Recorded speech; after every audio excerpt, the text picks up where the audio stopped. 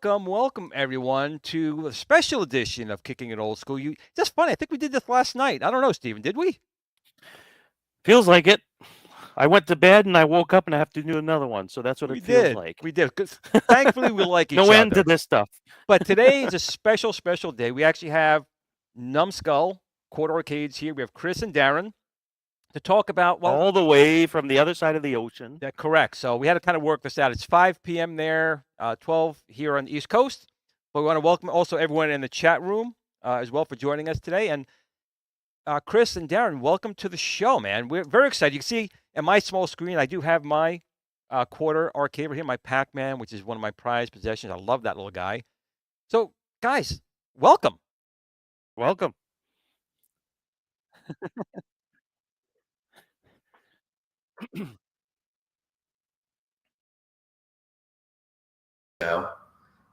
Which is what we do. This not your first live stream, is it? Not live in terms of podcasts, but a video one for me anyway. Yeah. So I'm a virgin live streamer. That's supposed to mean these days. We're gonna break that of you today, my friend. Can't wait. Glenn will just break your butt in. No sexual innuendos intended. No, not at all. So with these, you guys have a bunch of different things you guys do, but obviously you started with that Pac-Man, which I'm showing right here. Why don't you tell us a little bit about how the company started and I guess how that project started? Yeah, so I've been at Numskull, I'll cradle it here. It was the first project I worked on personally. But the company's been going for 10 years now, in fact, Numskull Designs. And we started off really our kind of core values around design, creativity, and coming up with fresh and exciting new ideas. And we worked very much with all the kind of publishers, all the kind of household names that we all sort of love, and started off with people like Capcom producing some very nice Street Fighter t-shirts, also produce some merch with PlayStation in the early days. So built around gaming, but also working kind of TV, movies, and even music these days. And everything we do is officially licensed. So what that means, it's got the authenticity and kind of the rubber stamp of approval. But we call them our partners. We work very closely with the owners of the IPs, and this is kind of where we started, because if you're going to do the arcade, Pac-Man is an icon, I don't need to tell you guys, and we just felt that was the nice one to kick this project off with for real. But the project started, before 5 years ago. It was an apple in somebody's eye here. Carl and Matt. So Matt is the co-owner of Numskull alongside Ben, and Carl is our creative director. And they kind of whittled away in their sort of conversations about how could, and how and why would we want to create a small arcade cabinet, because not everybody can fit a full-size cabinet in their basement or wherever it might be, and what could come from that. And I think it was that sort of light bulb moment of Quarter being, the American scene is very important to us, in Britain as well, just to say, as well as Japan. And that thing of the quarter and the quarter scale, once those two things came together, the double entendre, if you like, that once the name was born, I think that's when it started to kind of really evolve. And this was the first thing, really. Now, when you were working I have to admit, on that's a big gamble. Like, it honestly, is. because you guys had to, like Pac-Man, there's some big shoes to fill, I believe. And if that would have went out like these other companies that I won't care to mention that put out these contraptions that say they're a Pac-Man arcade, you guys had to do it right out of the gate. That's what I think. And that's what I was saying. know. Did you actually purchase a Pac-Man arcade and get down to nitty gritty to make sure 100%. everything was right? 100%. So all machines that we work on, even though the publishers provide us with excellent assets, there's nothing like actually having the physical item there to be able to check all the points and the detail. And even outside of it, I mean, Darren, we're flipping around a bit, but the Turtles machine, I think, how many different Turtles machines have we seen over the last sort of year or so? Yeah, we've had at least 3 machines come through. Exactly, and the variation. So, yeah, definitely having the real deal that we want. You put your point there about, if we're going to go hard at this, we need to kind of give it its worth, if you like, Pac-Man, because of what it means. So from the wood, because we're kind of famous, I guess, perhaps, in our world, we've stuck to the wood over the years, mainly driven by the fans who want it to be like it was. And then at every level of detail, every corner, every curve, every angle. But if you are a collector of the main machine, or if you wish to ever take it to an arcade, you can put it alongside, and it just pros up exactly. But the screen isn't like a sort of a slightly different version, because we could have got a screen easily. We've made sure that everything does tie in, so you get that feel of it just being shrunk down, if you like. Rather than just a mini machine, which is what we didn't want. I bet you that was Coleco's dream back in the day, to do what you guys pulled off, essentially. Coleco made those little ones. Right. If they could have pulled this off back then, but the technology wasn't there, obviously, but, Well, they were the first kind of arcades at home, weren't they? They were the sort of, they were up there, I think, yeah. Tabletop machines, as we kind of call it. I don't know what you guys call them, tabletops. Right. But they, you need to kind of put it on a table, use 2 hands, you've got a left and a right, and however many variant buttons. I've got all of those machines myself. I'm one of those collectors, I'm afraid. I wasn't. I was collecting game consoles till that guy opened his mouth, and now I got I went to the handhelds. I went to all. It's my fault. It's his fault. All over the place.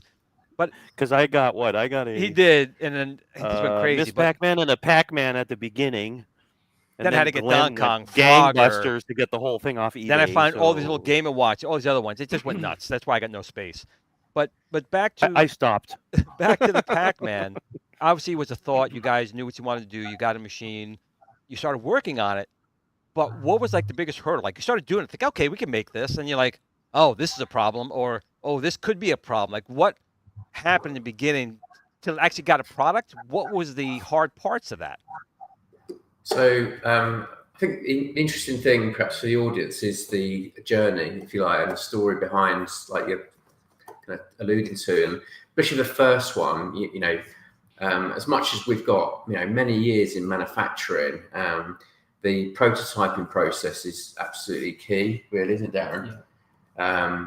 So you weren't obviously involved in this one, but the process is still the same in terms of we start with a first version and then kind of work from there, really. With this one, we actually, one of the challenges was the kind of beading, I don't know, you might call it. T-molding, sorry. The T-molding, yeah. The orange T-molding that doesn't match the rest of the cabinet, but it was there. So we actually had this hand-painted, first of all, which we changed, funnily enough, because the hand paint these was very, very difficult. It was fine for the prototype, but when you actually go to manufacturing, then it was very difficult. So that's a switch that we had to do pretty quickly, pretty early on, especially if we were going to go and continue the rest of them. So that's one example. But the actual build itself, we got from prototype to what we call our golden sample, which is the almost like the production line version, fairly quickly on Pac-Man. And then the other piece in the beginning is the fact that we're obviously using the original ROM from Namco, not the NES ROM, the arcade ROM. Thank God. Oh yeah. Because you scored big points there with the gang. It's a bit weird to play an NES version of Pac-Man on what we consider to be authentic. But then it was obviously developing the emulation software. Now, was that done in house? Did you guys develop your own? Done in house, emulator? yeah. That's right, yeah. So we don't use MAME, it's our own emulation software. Which again, on the first one, that's the big climb, and then obviously you're doing it on the PC, and then you'll run it through the system. So there's things we had to change. We in fact had to do, I think, a few patches as well in the beginning with this one. Yep, I remember updating the firmware on one. I forgot what the issue was. It was, so but there was a firmware issue. Yeah, the issue was the pixels weren't quite sitting inside the screen. Right. So that was noticed by Ashens, who's one of the YouTubers. He took it to him, and he's immediately, just because when you're seeing things a million times, you don't always see everything. Right. The imperfections get diluted, I think. Exactly, yeah. And it's pretty on the cusp, but you'd see it if you knew it. If you took it to somebody who didn't perhaps play arcade game, they probably wouldn't see it so much. So that was fixed. And there was also a sound issue, which actually managed to fix within the software. So yeah, that kind of was a bit of a learning curve for us. But I guess after that, Gallagher, Galaxians, Pac-Man were quite quick beats. Now, on all of those, did you develop your own emulator for each one of those machines, all done in-house? Basically, yeah. Yeah, that's right. And again, I know the Ms. Pac-Man board and the Pac-Man board are very close as far as architecture, except for a daughter board that gets added on, that sort of thing. But yeah. I mean, as you know, you don't need a big setup to run these games, these kind of games anyway.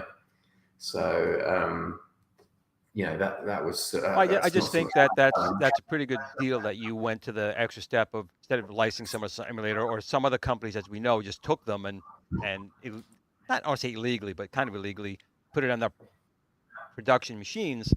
You wrote your own code from scratch, which again, that's another level you guys had to do. You had to pay a programmer or someone on staff to program it, bug test it, beta test it. And like I said, there was a couple issues, but you went back and you made sure they were correct. You didn't just go, hey, it is what it is. You took the time to say, okay, someone mentioned the screen is a little off, or the sound was a little off. You actually went back and made sure that was fixed. I think we had to. I mean, especially, 100%. I mean, one, you've got Pac-Man itself, and secondly, if we were going to go on to do the next machine, The previous machine's got to be as 100% as it can be, really. And that's why we're not in like mass production of products. With Numskull, it's very much an iteration. Obviously, we've got a current set, which is Space Invaders and Turtles, isn't it, Darren? Yeah. And obviously, what other ones have we got coming up? Yeah, so coming up after that, we've got a Pepsi USB hub. So that's in the pipeline. And then we've got 3 Taito machines. So we've got Elevator Action, Quicks, and what's the other one? Always eludes me. It's over there. Yeah, it's literally can just walk around and see it. But there's 3 Taito machines, and they'll be the next ones coming in 2024. Cool. So yeah, they're rocking, ready to go. A quick question we had from the chat. Sir Sega says, I remember watching a video where Numskull said they canceled the track and field cabinet because of license issues with the artist family and Konami. Did it ever get solved? And not if it did or didn't, that's something you guys have no control over. Licensing is, you're at the mercy of that. But can you tell us a little bit more about that? Yeah, I mean, that came about just before I joined the company. And the lesson learned from that was not to announce anything that we're doing too soon, which is what we do now. You know, we wait until we're ready and then we tell you. It's like I said, with track and field, the issue lies in the fact that Konami don't have the contact details for the person who drew the art on the side. So that's what it is. The side art is an issue for us because we can't use it without having authorization. 100% authorization, yeah. So that basically just meant we didn't release it at all, just because it's not going to be authentic if we release it. It's not to say we never will. We never say never. If you're out there, artist person, please contact us. Dial this number. Pick the phone up. We'll make it tomorrow. But yeah, that's really what happened. Is we haven't got the details for the person who did the side art, which means from a licensing perspective, we can't risk it. Right. People don't realize that it's not just you saying here's $10 for the license for your product. They also have to approve the design. They got to approve the cabinet. They got to approve the emulator. They got to approve how it looks. They got to approve the lighting of the marquee. It's not just you get the license and you're free to do what you want. You have a license, then you have to go back to them and get their approval to release a product, right? It's not just you buy it and you do it. Yeah, that's 100% correct. We do this with every product. So not just the quarter arcades, we do it with licensing throughout Numskull, as Chris said. We basically, all our stuff is officially licensed, which means we have to go back to the licensor once we get to a certain stage and just make sure that they're happy with the product. Even with the photography and the assets that we shoot for the marketing campaigns, that has to go for approval. So there's loads of things that have to go in order to get a product in front of the public. I'm going to be honest with you guys. I think that if you guys hadn't done Pac-Man accurate like you guys did, it would have been the kiss of death. Meaning the community would have went, no, these guys are hacks, blah, blah, blah. And the fact that you're prioritizing accuracy overall, I think that's going to go a long way for you guys because you're building that reputation. Like if Pac-Man would have been a failure right off the bat, I don't think we'd be sitting here right now as far as, the whole thing. So my hats off goes to you guys to keep that accuracy like Sir Sega is mentioning in our chat is, some of these companies, like you're talking about the licensing, I've seen companies get a license and even the licensor and the licensee, they don't care. They just like, I own this product and who cares if it's accurate or not? I just own the brand name XYZ or whatever. Mm-hmm. And they pump out a piece of crap product and then the community goes, what the hell happened? That's the pickle there. I think that's really good to hear. I mean, a good example of that is these machines sitting behind us, which is the Space Invaders. That's just really cool. Those aren't full-size machines sitting far behind you. That is literally right behind you, and that's your core scale. So people watching, that was not their arms are really, really long. Yeah. We're not so this is the middle prototype, and this is the second but latest prototype. The latest prototype is in our other offices, but this is where I guess, being completely honest, cost and time, we've made decisions around incurring more costs internally, not putting the price up, so we stick with the price as it was, but also, a delay. And I think there's a man called Miyamoto who's made a quote about this, about time and delaying things. And we have a kind of similar belief in that we could have moved ahead with this version, but Darren is very active, does a lot of work in the fan group. I know sort of in both, if you like. We had feedback on the machines, the height of the game, the ambience of the moon, balance of the marquee, the way the moon was. There's a few things that we like. Again, what we were saying before, you do become blind to some details just because you've seen it every day and you're in there. And sometimes it just needs someone to go, what about? And you're like, oh, yeah, we've missed it. And we'll pick it up. But one of the things at Space Invaders, when people get this in their hands, they'll understand that we listened to everything and we responded to everything. And it's cost us time and money to do that. But we know when you get the final product in your hand that you're going to be blown away. And this is anyone that sees these, even the prototypes, have been really impressed. And that to us is the success. As soon as people come and they smile when they look at it, and it reminds them of the youth, we know we've done the job right. But it was that we didn't want to rush. All these things mean something to people. Pac-Man means something to people. Space Invaders. I mean, Chris was telling me his dad had one. He's 80 years old. Yeah. So it's got sentimental meaning for people. So if you do a half-bodged job, then you've just, it sounds a bit cheesy, but you've kind of crushed that person's dream of owning a quarter-scale version, because it's not that quarter-scale version anymore. If you haven't got it accurate, it's not that. Well, you guys are in the replica business.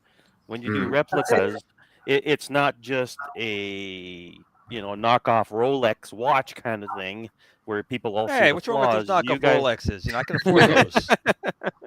No, but like seriously, there's big shoes to fill there, and I'm not just saying that because you guys are on the show. But when you're it's like Star Wars. Well, me and Glenn go on about Star Wars. If you touch Star Wars and you screw it up, guess what happens? You get locked out of LucasArts. Well, Lucasfilm. Sorry, that's that sort of thing. You know what I mean? Like there's a Bible point. there. We call it's it. It's a big point because what you guys are doing, it's not a huge market. There's not a huge market for like Space Invaders. There's a market, but it's not humongous. Like everyone on the planet would like a sports team. So if you're going for that, you're going for the diehard fans. You're going for the people who have such nostalgia for the product. And those are the guys who are going to, I don't want to say pick it apart, but they're going to look for those details that they remember when they were a kid. And if you do it right, that word of mouth gets around and it gets to everyone else in that community. And that's how you make those sales go. If you do cut corners in certain spots, on something like this, it would be picked up because people are buying this for that, like mine. It's like a trophy. I want that thing. I displayed people. No one touches it. I play it. No one touches my machine because it's such a almost artwork, and that's what these kind of are. And you do have to do it right. But of course, that comes at a price. People start saying, why are these so expensive? Well, to make something that accurate and high quality, there's a dollar value to it. You can't control, like we were talking before the show started, during COVID, during 2020. I know that put a kibosh on some things you guys are working on. Me too. I know I manufacture things, so parts, shipping was a humongous thing. Unless you were going to sell your 2 kids into slavery somewhere, you couldn't even get containers. So I'm sure that really affected you guys as well. So how did you guys? I don't say survive it, but that had to have hurt your revenue during COVID. There must have been supply chain issues, cost. How did that time frame affect you guys? It's a bit of a blur, if I'm honest. We all want to forget it too. Because what happened is a bit. I think we're discussing it off camera maybe a bit, but every time you looked at the shipping costs, from one day even to the next, it was going up.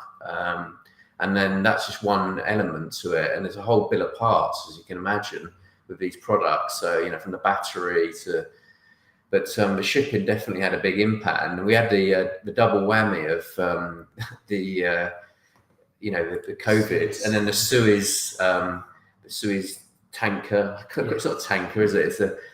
It's a shipping container. But we actually, not Core Arcades, we had products on that ship as well. So that was a delay factor, but that also then had an economic factor as well. So, we had to make some decisions. Much of what we do, as much as designers, we have to make kind of business decisions. And again, I think the group really played a good part in some of this. Where we looked at the whole plastic and wood thing. Can we talk about that now? Because that was an interesting exercise for us. Do we stick with the authentic wood, or do we save some money and go plastic? It's funny. We had a little kind of group here earlier, and they said that they felt plastic is an empty product when it comes to an arcade. It's empty. I don't know if that's a word that I've used, but I heard it twice of two different people. And I think that was the feeling, that they didn't want, something that didn't have that original, and it's never going to be as heavy as your machines behind you there, or have that feeling. The bills will throw out my back every time. But I guess the wood thing was quite a key factor, wasn't it, Darren? Yeah. And again, we looked at the community. We didn't decide ourselves. We were on the edge, weren't we? Of either or. I think you put a poll out, didn't you? I think I remember you guys doing a poll about things like that. Yeah, did you not? Yeah, we did. Yep. So I joined just after COVID. So I joined the company just after COVID and knew these products were coming. But that's where we were in the middle of making this decision, whether we go wood, whether we go plastic. We basically gave it to the community. We said we will go with whatever the community vote most, and unanimously they wanted wood. There was no question. There was one or two, but the vast majority said keep it authentic, keep it in wood. And that was also something that caused another delay to Space Invaders, because it went back into tooling. We have got plastic versions of prototypes. They're priceless because they're one-offs. But I think we had turtles. Turtles was plastic. Yeah. Really? Well, if you need a home, you want to put a home over here, keep it safe. If something happens to England, America might be okay. So I can store them here. It's not a problem. But I'll be honest, Glenn, as well. You could not, like the turtles one. You couldn't tell it. Not so much. Without when you start touching it. When you start knocking it, that's when you notice. Yeah. To look at it, they're identical. My turtles cabinet is the heaviest thing that I've got. Yeah. It's massive. You need 2-3 people to lift it out of my house. It's terrible. Now, when you glad these quarter arcades are a lot lighter. When you were talking about plastic and wood, obviously there was the end users. They want wood. I would agree with that, being wood.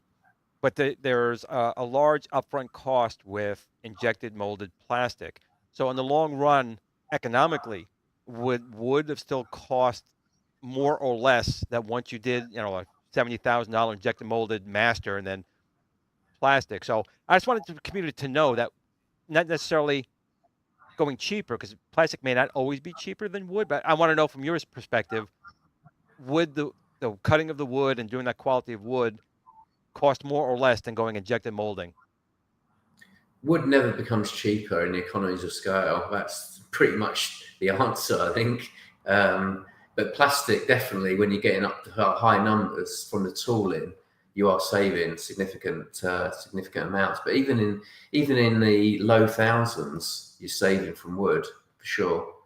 There's I think you guys would know this better than me. I've seen some of the stuff you do. But when you're making one machine, obviously wood's going to be cheap as anything, because you're just making a one-off, and it's just really in that very low hobbyist area that you'd probably be saving anything, because unless you've got some sort of CNC machine to cut it out a piece of plastic. But yeah, wood is just the it's difficult to work with from a manufacturing point of view, because people less work with it now in terms of manufacturing as time goes on. But we've got some really good partners in that field, again, who understand the quality aspect. So we've just kept the journey going with the wood. And to I'm this day. assuming a lot of this stuff still has to be done by hand. You can't have a machine manufacturing this. So you have individuals handcrafting these, right? That's also a cost. It's hand built, aren't they? Darren? Yeah, and again, the failure rate in wood is a lot higher. So this all has to get factored in, when you're pricing up your machines. So it would have been that way. Who knows by how much, because it's too far along to say for sure. But I think we've made the right decision. I think as soon as you touch Space Invaders, it's the real deal. So speaking of Space Invaders, I know that's been a very long road. I know you guys had originally a price point, and the machine was being done. You found that to make it the way it had to be made, and unfortunately, with again all these different things happening in the world today with components, the price had to go up.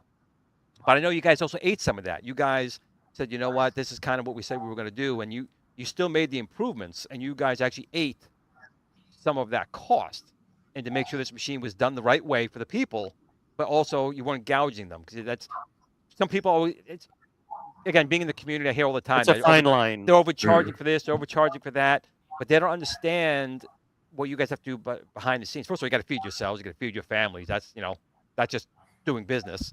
You have to market it. That's doing business. You got to pay licensing. That's doing business. You have to pay people to actually get parts, manufacture the parts, put them all together, put them in boxes, even making the artwork on the boxes. That's a cost. All these things are costs that people don't realize. It's not just you put the machine together and you sell it for a set price. It's all these different things along the way. But I know, especially with Space Invaders, that came into a lot more of an issue for you guys. And you guys did eat some of the cost to make sure that the people got it for the best price and still the best quality. Am I wrong with that? Pretty much, 100%. Yeah, both in time and cost that we just couldn't. Obviously, if we re-prototype, it passed that cost on in any way. But we, a bit like you're only as good as your last job. I think that's a good, the phrase. And you said about with Pac-Man, it's the same with every machine. We can't, we just can't get a machine wrong effectively. And it is a complex machine. It's got Pepper's ghost effects. Obviously, it's a complicated thing to do in modern manufacturing. It was done years ago with CRTs. So a simple thing, obviously, like Darren said, was we had white light. Now we've got UV light. All these added elements that until you get it in the machine and from the factory, you don't sort of see the difference. We changed that. It's now got UV light in, and similar on the bezel, isn't it, with the new machines? Yeah, just getting the bezel right, and all of it eats into the time and development costs. And we want to be right. We had to take the time to get it right, and as we've said before, we were so far along that it did end up costing us a bit to hold it back, to get these things polished and to get it exactly right. As we've said, like, some of it is just down to technology. It seems crazy that a machine that's 45 years old is harder to do than a machine that's only like 30 years old. But that's the situation we found ourselves in. The technology that they used for that was back then. You're talking a CRT doesn't respond the same way as an IPS or a TFT panel. It just doesn't. So reflections and all sorts of things played into that. And the other thing that people don't always remember is that we don't just build one. We have to be able to mass scale this. So your back bedroom people who are making them are going, oh, well, I just did this. And that's fine, but we've got to be able to communicate everything that we do to a factory, and that's got to be scalable. So you might have spent 3 days doing one piece. Getting the angle right or something. But the factory can't, it has to be able to be dump, dump, dump, and literally make it work. Repeated, yeah, that's right. So it's very different to making a one-off to mass production. And the big thing I need people to realize, if we didn't play the real Space Invaders in the arcade, is the CRT wasn't directly in your face. It wasn't like the CRT was right here. The CRT was actually down here, and there was actually a piece of plexiglass. So what they did was they had like a planet or some type of space scene behind the plexiglass, and the screen, that CRT, reflected off of that plexiglass, so you can kind of see through it and see the field behind it, but the invaders were on top. And that's what I'm really excited about yours is, because there's been other Space Invaders released, like from other companies, like My Arcade and stuff like that. There was Space Invaders, but um, it wasn't done with that mirror effect with like a CRT on there. And that's something a little harder to pull off. Like you said, a CRT and a IPS panel are really not apples to apples. They're not. And their brightness and how it reflects off of plexiglass. So I'm sure that was a pretty big hurdle for you guys to overcome to get that effect right. And I'm so excited to see it. But I'm sure that was not an easy thing to pull off. It wasn't. I think it was the thing that we really wanted to put in our portfolio, and it was something where we've gotten Chicago to actually endorse, and we have the special editions, and he's got an actual machine, isn't he, Darren? Yeah. And this is a guy you don't get access to easy neither. This guy doesn't talk a lot or come out a lot. So to get his seal of approval to the fact that he's done signature versions is, that's a huge thing for us. And again, anyone that knows like Japanese gaming and Japanese like society, the accuracy has to be there. They, to the nth degree. I deal with them for other licensing with Resident Evil and stuff like that. The attention to detail is so up there. You don't get anything past them unless it's good, So again, to have Michikado-san put his autograph to it is a real badge of honor for us. Now let's switch gears a little bit because they also have Turtles, right? I know that some people run into licensing issues with the original soundtrack in Turtles. Are you guys going to have the original soundtrack, or was that a hurdle for you guys as well? We've got the original soundtrack. So yes, all right, you heard it here first, everyone. We got the original soundtrack. I'm sorry, continue. Yeah, the benefit of being second sometimes, I guess. We see the feedback anyway, but we'd actually just done it. We didn't actually ask anyone. We just went ahead and made sure. And I think that also comes from the fact that we do a lot of licensing anyway as a company. So sometimes that plays into our hands quite well with crossovers and stuff like that. But yes. Darren works with Konami on pretty much a daily basis as well. The relationship we've got with those. And obviously Nickelodeon equally. We do SpongeBob and those licenses. So it really helped us understanding the nuances on that machine because it's multi-licensed, Yes. Yeah, I'm a huge Turtles fan, so this Turtles Quarter Arcade was the thing that really made me want to come over and join Numskull. This was the one for me because, as I say, being a huge Turtles fan and getting to make or be involved in a quarter scale version of the arcade game I grew up playing with my brothers was a huge deal. Oh, Ed, you have the Turtles in Time one too coming, right? We do, yeah. Here it is. Which is the better game in my opinion. Look at that guy. There we go. Looks just like mine. Let me get the... So we got the right artwork on there. We got the arcade ROM, and we have the right music, which is telling me, which is 3 stars. So this one's actually on, so you can just about see it. Cool. But it's again, these are prototypes, so they haven't got very good batteries in right now. So they work when they're powered on, but if we take them away from the mains, they're not so happy. But you can see the side art on there. Wow, that's cool. And the other thing, this is like the first ever one. So the arcade joysticks and stuff are not color accurate yet. There will be when we make them. Is it orange? Please tell me you have a mono speaker on the top there. Chris has got the right colours for Turtles. These have got the identical joysticks.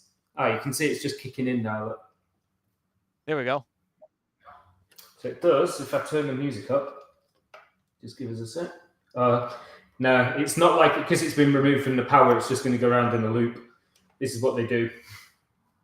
But you have the mono speaker on there, I hope? Yeah, so the speaker is exactly where it was in the arcade, up here. Center.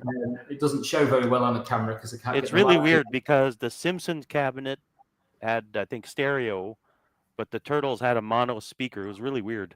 Mm. And then the other ones after, like Sunset Riders, which has the same cabinet, has stereo speakers, and Stereo, so yeah. it's one of those weird nuances that I went, well, why'd they do that for? And yeah, they did that.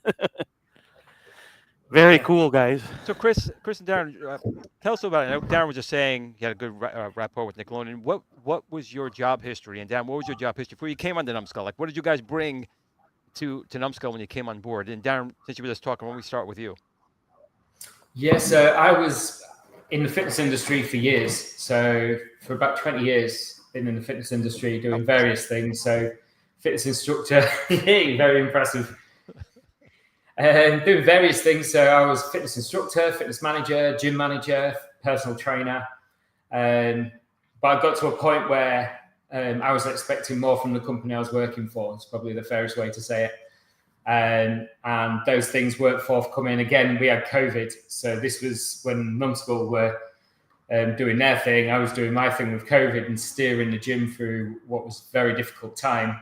And it became apparent that what I'd expected from them was never going to be delivered.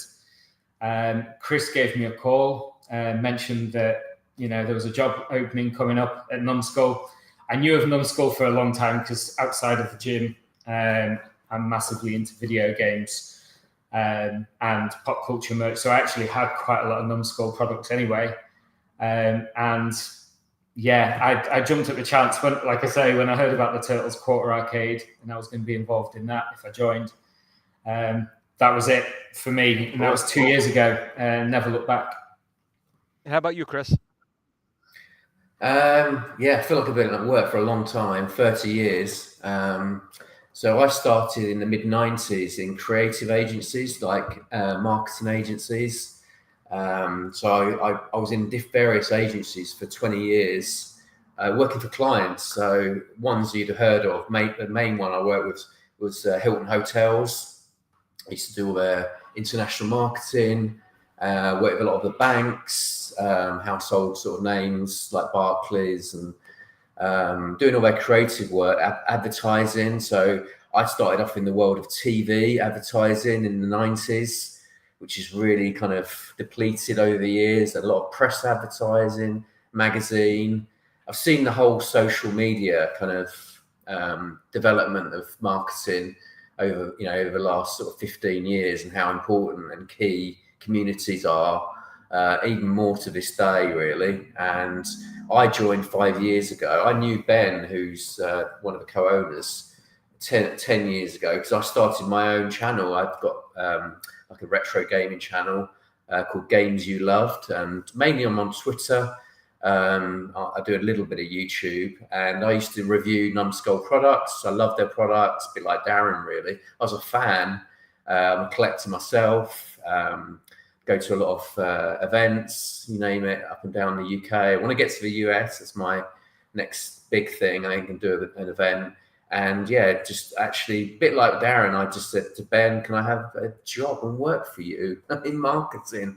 And they so happened to be at that critical moment where they were looking for somebody to launch Pac-Man. So Pac-Man was my first gig, which is fantastic. So since then, I've probably launched a few thousand products, I think, in the last 5 years, because we do so many other things as well as Quarter Arcades. But this is my kind of passion for what we do here. And, I can't wait to see what's coming up next. And I can reveal to you something as well, which we haven't said. We do have more machines on their way after the 3 that we've got coming out. So we have another 7 machines signed. So you're the first to hear that here now. So you have the Tato ones coming, and then these new ones. We have 7 new signed. Yes. Wow, cool. Well, a lot of people in chat want to see Battlezone. I don't know if that's one of them, but just put that in your hat. People want to see some Battlezone. What else they put in here? I've seen I don't know how you're going to fit your Warfighter. face in a small little viewfinder on a quarter scale, but one Yeah. eyeball, I guess. No, yeah, exactly. But also, Zookeeper is the other Taito one, by the way. Zookeeper. Zookeeper, yeah. Zookeeper. Oh, that's a good game. That's a really fun game. But the thing is, Numskull doesn't just make the quarter scale arcade machines. The guys make other products as well. I mean, we're talking about these arcade machines, but you guys have done more so than that. Mats, decals, anything else you guys want to bring up? I have your website here. I don't know if I even brought it up yet, but we pull up your website as well. This shows Darren, do you want to do the PR pitch? Yeah, so we've got all sorts. We've got gaming statues. Tubs is one of our biggest lines. People love those tubs. So they're basically cosplaying rubber ducks. So yeah, you can see there the trolls. And they're quite taste, aren't they?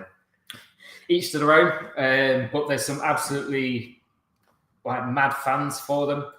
We've seen people with tattoos of the tubs. So someone got a tattoo of the Joker from Batman as a rubber duck on the back of the calf. Wow. So as I say, some hardcore Dedication, fans, yeah. hardcore fans out there for Tubs. Tubs is like ever growing. There's so many like still going. We've done Turtles of recent. Thursday just gone. We released a horror line. So there's like Poltergeist in there, Carrie, Hannibal Lecter. So yeah, there's some cool ones in there. There's gaming statues that we do. So you've probably just seen Pyramid Head from Silent Hill in there. So we've done 3 Silent Hill statues. We've done Resident Evil statues. And these are on the kind of affordable scale as well. So we all know like there's certain statues that are expensive. Not everyone's going to have either room or the money. You know, I watched some YouTube statues and like, obviously in America, you guys are blessed with some space that we don't get in the UK. And the size of the statues at some of them, it's just absolutely insane. So we're talking like similar size to our, just shorter of a quarter arcade are our statues. And they tend to fall under, most of them will fall under the £100 mark. So around $120 mark for you guys.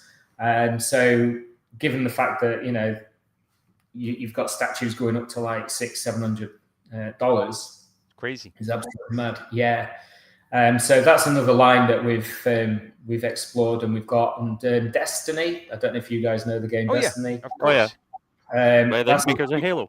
Bungie. Yeah, we do loads of merch for the Bungie store for the Destiny line. So yeah, that's something that's ever going. Yeah, you might have just seen the Screed plush as you were scrolling. The plush line is crazy as well. Let me ask you a question. Do you guys make figurines that pretend to play your mini arcades? Oh, it's something to look at. Like a Marty McFly or something, or just something that you could stick in front that's also nostalgic or whatever, It's a good Or idea. mini Glenn and Steven for our home Yeah. arcade. Yeah, why not?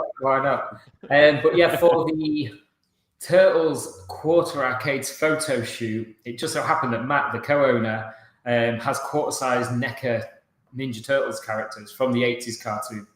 And they fit like perfectly, or? Yeah, they look amazing. Yeah, we didn't post too many of those, just simply because of licensing and what have you. But for fun, we've got shots of them playing the arcade, and they look really cool.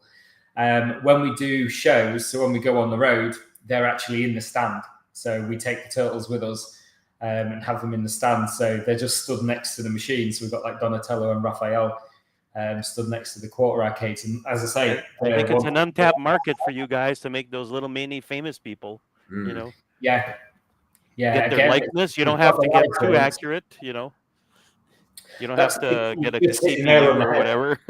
Yeah, you've hit the nail on the head. That's it. That's the whole thing. It's always licensing, because actors will have a separate license from the movie that they're in. So you'll find quite often that happen with Ghostbusters, where you've got the real Ghostbusters and the Ghostbusters, and the real Ghostbusters had to be separated. Right, from Filmation. Filmation has Ghostbusters. Yeah, but even the characters couldn't be too much like their movie counterparts. There has to be some separation, just because of likenesses and stuff like that. It's like Cristiano Ronaldo playing for Man United. He's still got his own license. Manchester United can't do everything with his face on or his name on because he has his own license. We've got a few people in the chat, and I'm surprised nobody put there. Billy Mitchell Yeah, well, Larry Bundy Jr. Don't do Billy Mitchell. Gotta He'll say sue hi you. to him. Good old Billy Mitchell on. Make him a duck, a Billy Mitchell duck, because you can do one of those. Yeah, I think if we can get a Billy Mitchell We can statue do for Pac-Man, we can that'd do be heroes amazing. and villains. Don't worry. There you go. Heroes and villains. Yeah. But You got to get the another mullet. You got to get the mullet right. another That's the only question accuracy I you gotta have, get. just because of the Pac-Man was your first. Are any of these like a limited run? Like, is you're going to make so many, and if you don't buy them, that's it? Or is that something you guys will continue to make until demand just wanes, type of thing? Like, by license, so I can make 5,000 because of a license with Namco of Pac-Man, and I can't make any more, and it's limited. Or is it more to it than The that? license is normally based on time, to be honest, or they can be based on quantities as well. But the way we've done it at the moment is the cabs we've made, they've sold out effectively. The Namco first 4, for example. Dig Dug we still have in stock as well, which is good. We may revisit those possibly, but obviously once it's limited, we can't revisit it because that wouldn't be fair. So the sign 78 is the sign 78, and that's done. So obviously that would be the same for the 40th cab, the 40th anniversary Pac-Man we did with the kind of this graphic. Yes. So that Yes. we would go back and do that one again, for example. But never say never with the first 6. So Bobble Bobble would be in there as well. But I think part of it is focus. So at the moment, we're very focused on this set, if you like, this line, and getting back on the flow, if you like, after COVID and all the challenges. And I think we're in a good space now, aren't we? Really? Yeah. If we want to do reruns, it basically means we have to stop going forwards, which is why we don't. It's do we keep making new cabs that everyone wants to see, or do we stop, for a couple of months and bring something back, which usually most people have got the first time. As you alluded to before, Glenn, these are very fan-centric products. So a lot of people buy them the first time. The hardcore will pretty much buy them the first time around. Obviously, you'll have some late joiners, and you're always going to have that. But that goes for anything. You go for comic collecting, video game collecting. There's always people that weren't there the first time around. So, you have to end up paying through the nose to get. I was gonna say that's what eBay is all about. If you don't get these immediately, generally these things go up in price. They don't go down in price. So, if you have to go to the secondary market, these generally go for much more than you could have got it at the time from the manufacturer. I guess my point before was just letting people know that if there is one that tickles your fancy, you're better off buying it. And if it turns out later on you don't want it, you could definitely sell these for an upcharge, if you will. Collectors will want these basically. Yeah, it's everything's limited to a degree, if you like. I collect vinyl outside of like this, and there's certain vinyls where I just see them and exactly that. Sometimes I think, am I going to, is this really one that I want?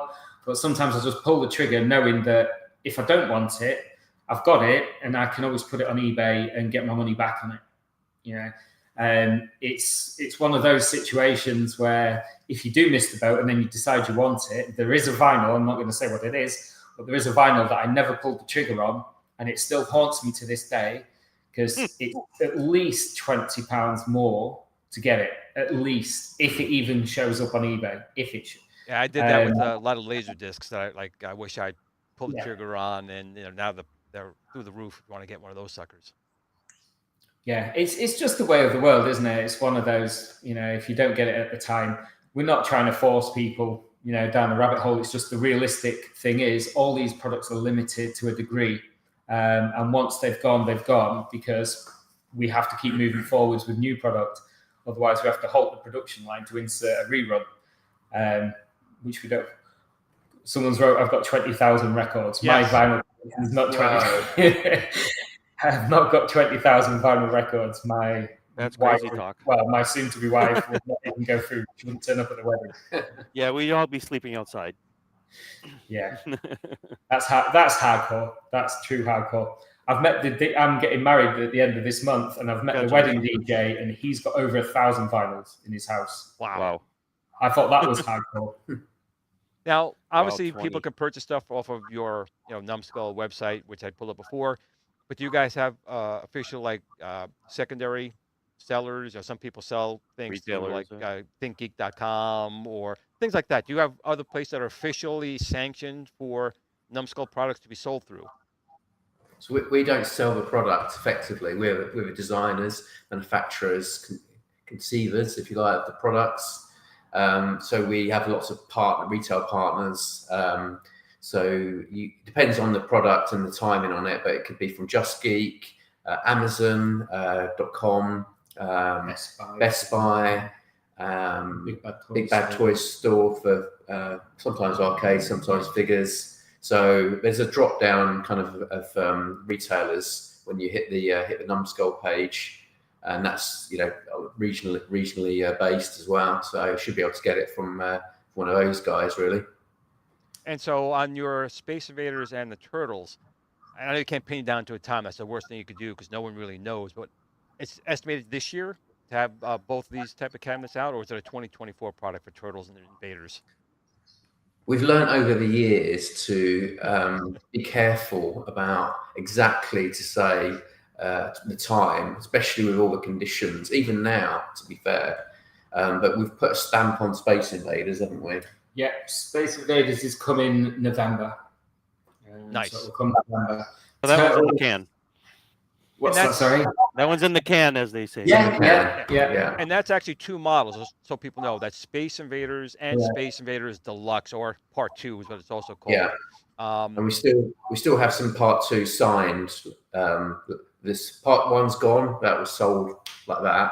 I think mainly because it's the 45th anniversary this year. Everybody's on the mind. But it's the 45th anniversary next year of number 2. So I understand with the retailer Just Geek, who has the exclusive on this, they're quite low down on those, at least over halfway. So I think they'll just go.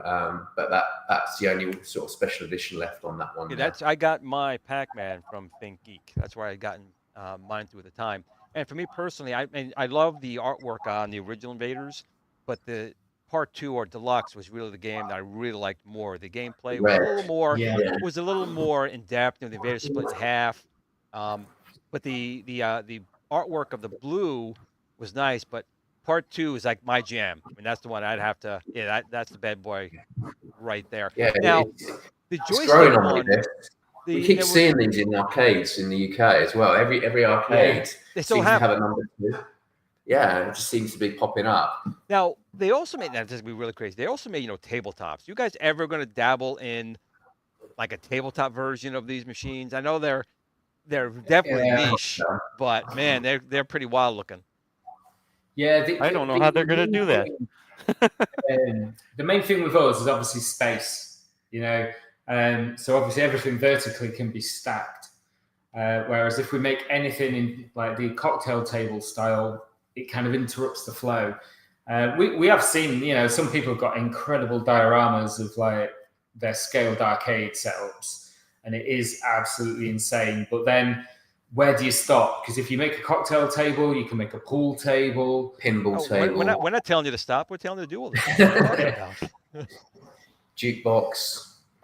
Yeah, people actually do want that. They want to have all those cool things, and I understand that. It's just that when you think of nostalgia, all the love is given to the the stand-ups. Yeah, there was definitely a market for the cocktail tables. And when I was a kid going into restaurants, a lot of times they have cocktail tables. Or we went to the bars, they had the cocktail and the tables. Cabarets, for that matter. And the cabarets even as well. Smaller ones. Yeah, that would make a really small thing from you guys for a cabaret of a quarter scale. Wow, that'd be really small.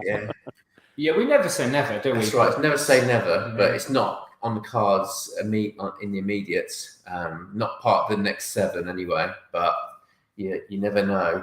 I think as we start to never stop stopping. That's one of the comments from Mark there. Yeah, I think that's the belief here anyway.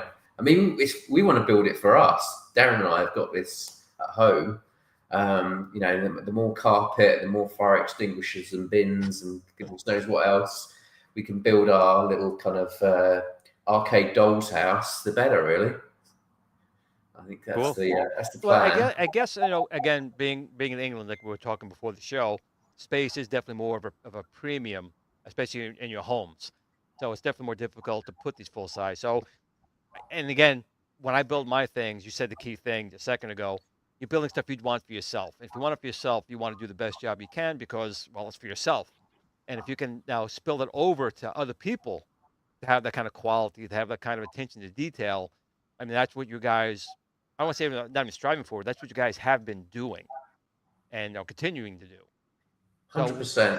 I mean, for me personally, you know, sort of, I see them as playable statues. I think that's a good description in my mind. And in my room, if I turn all the lights off and put them all on and have them all going, that's to me like, I'm never going to have the space, partly and the money as well, to have all those machines there. It's just my little it's my version of that I can get, you know, in my space. And I think even if it didn't work for Numskull, but like both of us didn't, you know, at one point, I think I know I would have collected these, because it's the closest, the size wise, it's the next one down, obviously from Arcade One Up, but we can get that. We don't speak that name here. Size. Huh? We don't speak that name here. Arcade No Up. We don't talk that one because we're talking about quality stuffs here. We don't need to talk about the stuff that's not. But I do have another really question for you guys here, and this might be a little difficult to answer. Just in the long time you guys have been with the company, from fans like me and people, what is the best compliment you guys have received from people on it? But also, what has been like your biggest critique? Something that people really were just like, eh. I know it's a hard question, but that's what we do. We give you the hard questions. We'll go first, Darren. So I'm thinking at the moment. Yes, it's a tricky one. I think that one of the best reactions we've seen is when we've taken them on the road and when you see generations. So you're not talking like just our generation, talking young generations. This is what the Ninja Turtles machine, those kids go into it and they've never seen that machine, like, because they didn't grow up with it. You know, they've not seen a 90s arcade machine. And they were going over to it and they were getting the dads playing. And because it's 4-player, we had USB pads connected because the Turtles support 4 USB pads. So we ended up with like dads and daughters and dads and sons. There was one where there was like 3 lads who just went and they were trying to complete it. That to me, seeing it in the real world and seeing people's reactions, we don't get to see that very often because obviously you don't see the person getting it for a birthday or a Christmas. You don't see them unwrapping it. You know, getting live feedback on a show is like one of the most satisfying things because me and Chris see these things on our desk every day. You know, it's you kind of almost become nullified to that. So to actually see real world reactions, yeah, nothing really tops that for me. That's awesome. That's really cool. I think for me, the endorsement, I mean, I love, for me, the authenticity of the customer is, you know, and we had some people in today, collectors, customers, all the same. But one of my first gigs, if you like, was to take it to Lee Curtin, who was the head of Pac-Man officer, I think is his name, down at their UK head office. And Lee sees, you know, it's a bit of a quote actually said to me. He sees so many Pac-Man things come across his plate. You imagine that's your sole role, you know, not just, you know, merchandise, but also electronic, you know, things as well. And when he said on video, it's in our first video we did, this is the closest thing that you can get to the original. That was the heart thumping moment because I thought, actually, I've really joined a company here that can go in. Because I was quite new to the industry. Now I'm 5 years in. Before that, I wasn't in the gaming industry. But to get that level of endorsement, and I don't think he's the kind of person that would kind of make that thing up, especially on camera as well. You know, and that for me was a really good moment, I have to say, at Numskull and being part of Core Arcades. To get, you know, it's a bit like with the Nishikado endorsement. When you get that kind of high level feedback, it makes it worthwhile, you know, as well as making sure that the customer and the collectors are happy. It's the two things for me. I think the thing that makes you get up in the morning. It does, yeah. The heart-stopping moment was when I mentioned about the issue, when Ashton's pointed out that we had an issue with the kind of ROM, which we fixed in a patch. That was oh my God, what are we going to do next? But we did it because you could do it through the software. It's a simple download. But, at the time, you're thinking we've got everything right. And then there's something at the last hurdle. But, again, the team here, we did it very, very quickly and moved forward, really. So, Cool. Yeah, that's me. Yeah, So- negative stuff comes and goes. It's one of those where you're never going to please everyone. If you make it in white, people want it in red. If you make it in red, people ask for it in yellow. It's whatever you do, Can't win. you're never going to please every single person, and we do our best. And The criticism's good, isn't it? we don't mind, We need the feedback. It helps. It helps just, like we've just done with 2 of the Taito cabs. If there's a light in the bevel, we need that in there. It's not, sometimes you don't see it on all the photos. Sometimes if it's in the machine we've got, the light's not working, the light's going to be in there. So it's just getting that bit of, it's not criticism, is it really? No, and even about things like the price, ultimately everybody's got their price that they want to pay for something. Right. And they're well in their rights to kind of ask that question. But ultimately, we're not profiteering because of COVID. Things have, they have authentically gone up, across the board. To be honest, from labour through to materials, through to couriers, through to transportation, and it probably was a bit of a shock to see that rise up. But we're doing our very best to make sure that we try and sell it for the kind of reasonable prices that we want to offer people, and we'll keep working towards that as things progress, really. And that was a key thing with Turtles. We could have sat there going, it's a 4-player, maybe we'll stick it up another $50 on Space Invaders. We didn't do that. We wanted to try and level it as kind of reasonable as we could on that machine there, because you get quite a lot of machine in Space Invaders. In Turtles, Freudian slip, but there's a lot of stuff going on in Space Invaders, so it's a bit like that, really. Those Has anyone had 4 players playing Turtles? Yep. Absolutely, Yeah. Yeah. So down below, You have to have long arms. so again, I don't know how. Oh, you can just see it. So they're the 2 ports underneath. USB. So USB. you basically you can actually have 4 people on there, but obviously for anyone of our size, it's a bit of a tight squeeze. Even the arcade. I said this to someone the other day. Have you ever Yeah. tried 4 the people at my arcade? place, it gets crowded. Yeah, 4 adults around the actual machine is tough work, isn't it? So around the quarter scale, it's going to be even tougher. So they actually work with wireless pads as well. I've got wireless pads from Retrobit as it goes, and they work with it. So you can actually have 2 people with wireless pads, 2 people on the sticks, or all 4 of you on pads off the screen. So it's got options there for anyone that wants to do it that way. Well, you're doing better than the real arcade machine, because the real arcade machine, you got to do the sticks thing, and that's it. That's Not it. only, Yeah. Now, can't are do you anything guys else. going to offer your own controllers, or you just made it so you can plug in a standard like USB type of controller? Yes. for So Turtles? bear with me. We have a branded one. So this is what we've made for the cabs. So this is actually a prototype. The stick is a little too tall. It's actually shorter on the one that we've gone into production on. But this unscrews, so it becomes just a standard joypad. So these work with it. So it's just a normal USB, nothing clever. And your standard USB pads, if they're working on a PC, very likely they're going to be working with a quarter. Pretty much everything we've tried. I think the PS3 pad works on it. Yeah, the Xbox on there. Xbox works on it. Most third-party work on it. So we don't want to push people in. You've got to have this pad, but it's branded, so I think fans will like it because of the branding. We did it like that. We did get asked questions again. Could you do a Turtles branded one? Could you do this and that? The problem with that is, as soon as we add a brand, it adds a license fee.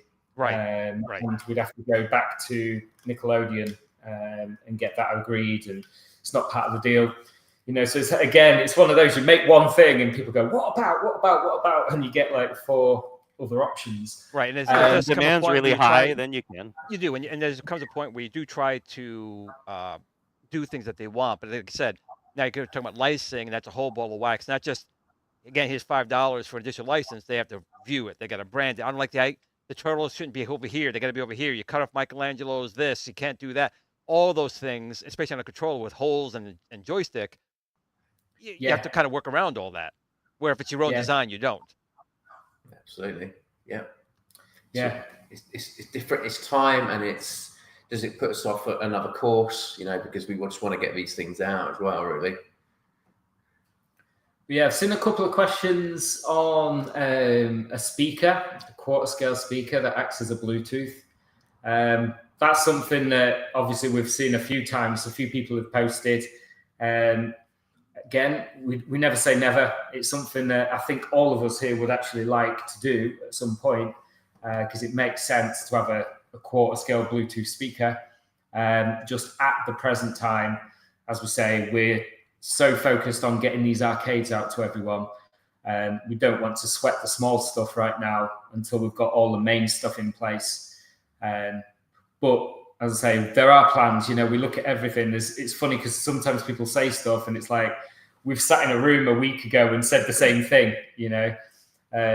It's just nice that people want these things, because obviously from our point of view, we want to make them at some point. We need quarter scale ashtrays with cigarette smell, pizza, pizza and spilled soda. That's what we need to have to complete the set. Soda spilled on the floor, sticky, some tactile stickiness on the control panels.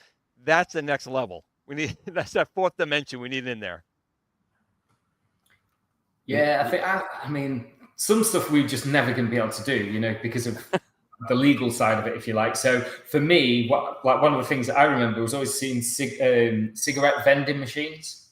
Yes, I don't know if you guys had those, but yeah, like cigarette vending machine is something that was almost in like every, like not arcade as such, but like in places where we had arcades, so like taxi ranks and leisure centres and stuff like that. Pull out. You got to pull those levers way out to get anything to drop out of it. But the problem with that is obviously they all had like multiple brands of cigarettes, which you'll never get the license for, or even the brands don't exist. Like John Player Special springs to mind. The brand doesn't exist. So it's something that fans would be able to do. And it's something like someone maybe on Etsy might be able to do, but it's not something we'd be able to do, apart from make one without any branding. Right, just the machine itself and empty spots. Because again, you guys are, like I said before, you guys are very big on making sure you have the license tied down and accuracy. 100%. So that does make sense. I think in Canada they would have a hard time, because here on the cigarette packages, half the label on the cigarette has to tell you you're going to die of cancer.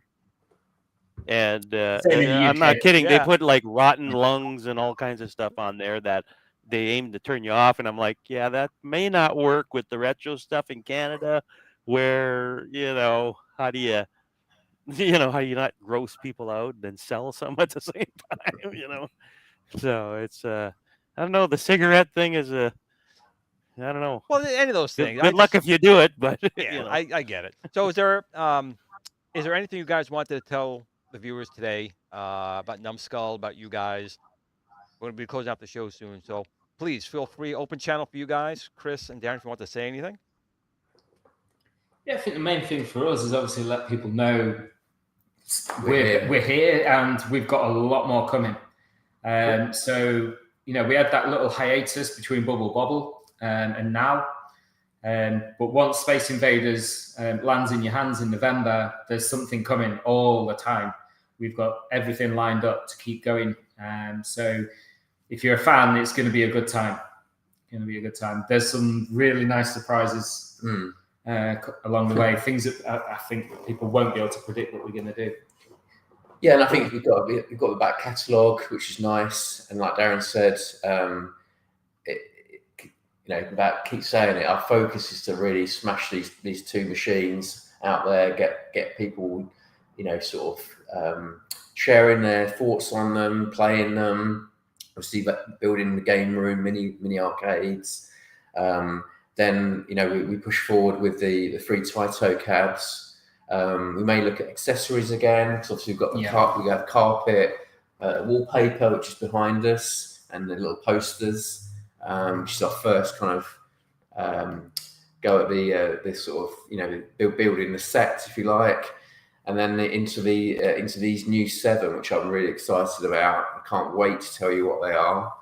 But we've been told not to say what they are, I'm sorry to say, but you can always guess as the weeks progress, because that's the fun part as well, isn't it? Yeah, obviously with the Facebook groups, Glenn, the one that you run, if people have got ideas, shout them in there.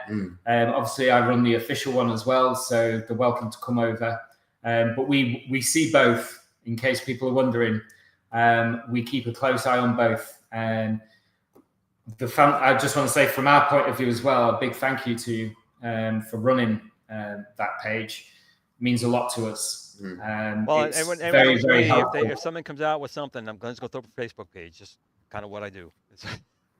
It's been really helpful. But it's really about letting, like you said, it's so you guys can kind of see feedback from people who are not on an official page. People can be a little more raw at some points, and you can get some ideas. But to be honest, I think yours is one of the ones where I think people are generally been very happy. I don't really say anything negative on that page from it, other than people just want it. They want it now. That's probably the biggest thing. I want it now. I'm tired of waiting. I want it. But that's sometimes out of your hands as well as even the hands of just manufacturing and getting parts. And that's, again, we were talking about it before the show.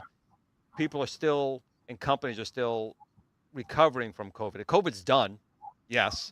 Doesn't mean supply chains, doesn't mean all these other things are still behind, because even manufacturers, semiconductors, Numskull, me, we're not a Dell, we're not an HP, so we still have to take our numbers at the back of the line of a company throwing millions and hundreds of $1 millions at these parts. So even like with the Raspberry Pis, they're just starting to come out, but they've been, if you were a larger contributor like commercial, they were getting the Pis. So they made like 400,000 Pis, but yeah, that was the big companies getting them. They haven't really gotten down to the hobbyists yet. They're saying they're making like 800,000 now, and it's happening. So just realize that Numskull is doing the best that they can, like everyone else here. They're here to bring back that nostalgia for all of us in a beautiful way. See, my cabinet's still spinning back and forth there, and that's my life. I just go back and forth looking at this thing all day long. And that's I appreciate you guys for doing that, because you know what? There's just something about that feeling of back then that makes you feel better as an adult, because when you're going to work every day, you're dealing with traffic every day, dealing with bills and collectors and everything else that everything else that adults have to deal with. That little feeling just takes you back to when you were a kid thinking like, I can't do anything. I'll wait till I grow up. And now you realize, nah, that was the time to enjoy yourself. That was the magic time. And you're allowing us to basically grab that for a small moment of time again. So I appreciate that. Yeah, we appreciate that, because that's the whole basis of the show, really, is to go down that memory lane and, make the community that sits in our chats and deals with our BS talking and all that stuff. And in the end, there was some gems back then, and a lot of people don't see them sometimes. My kids especially, Glenn's kids, they go, why are you playing that crap? Well, part of the childhood, right? Well, everyone knows here already, Chris and Darren, that when I do drop dead, my friends better come to the house, because my son's just gonna throw everything on the street. I mean, it means nothing to him at all. So my guys know when Glenn drops, get here quick. Get your truck and come over. Because unless it's Fortnite or Minecraft, my kid just does not care, and it's a shame. It's a shame, because there's so much rich history with this stuff, and I'm still waiting for like the big movies. Like the Tetris movie came out, which I thought was great, but there's just so much stuff in the history. There's drama. There's espionage.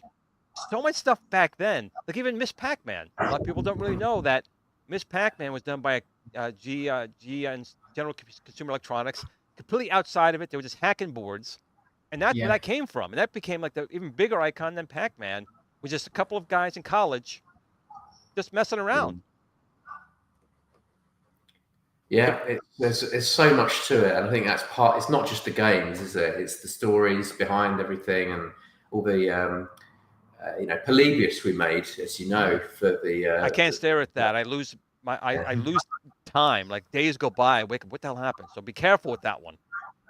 What story that's got, and there's so many videos that have been made around that over the years. That was an exciting project to work on.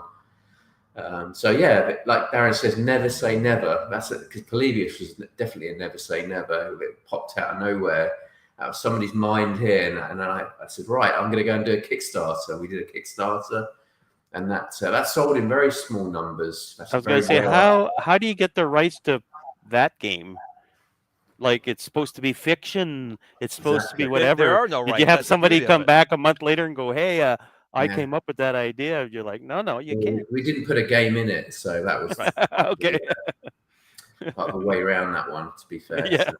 You just have Men in Black turn up at your door. Yeah, I was going to say. And just so people some know, that was uninvited guest. that was a battery. It was a battery bank unit. Yeah, Correct? USB yeah, hole, yeah. It's powering 10 machines behind us. Which Wow. is awesome.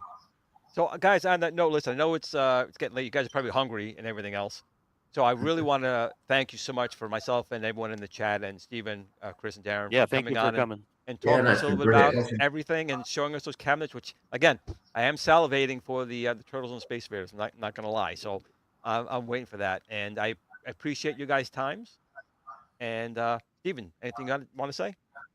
Yeah, we'll have to get you guys back on and more pick your brain on what we usually do with our guests. We ask them to talk about their childhood a little bit more. Nothing crazy, just what kind of cereal you might have ate in the morning, that sort of thing in the 80s. And that's, just to talk about what was it like to be little Chris and little Darren, just what was waking up and going to school, what was going on in the schoolyard, that sort of thing, right? And what movies did you crave to see? Yeah. So we'll get you guys back on to talk a bit more casual type of thing, and Sounds still fun. do announcements, obviously, but Sounds great. Yeah, I think we'll come from our games room next time. So Yeah, could do. Get all misty-eyed about the past. kind of see our gaming shelves. Yeah, sounds great. We won't wear the same t-shirts that No, we won't. We'll try in the very outfit. We didn't even tell each other we were wearing this. We literally turned up at the same time at the workplace, and we were That's like, funny.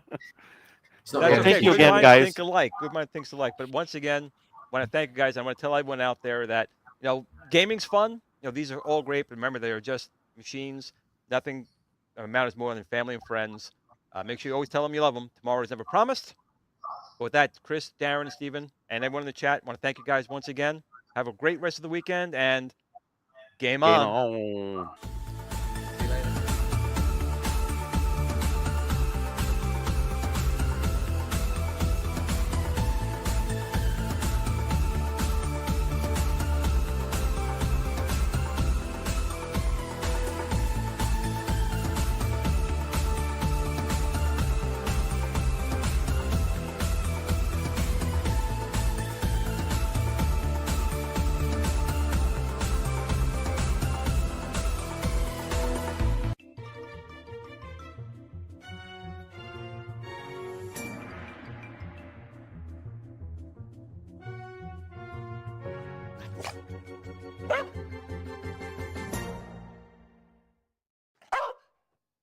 Game on.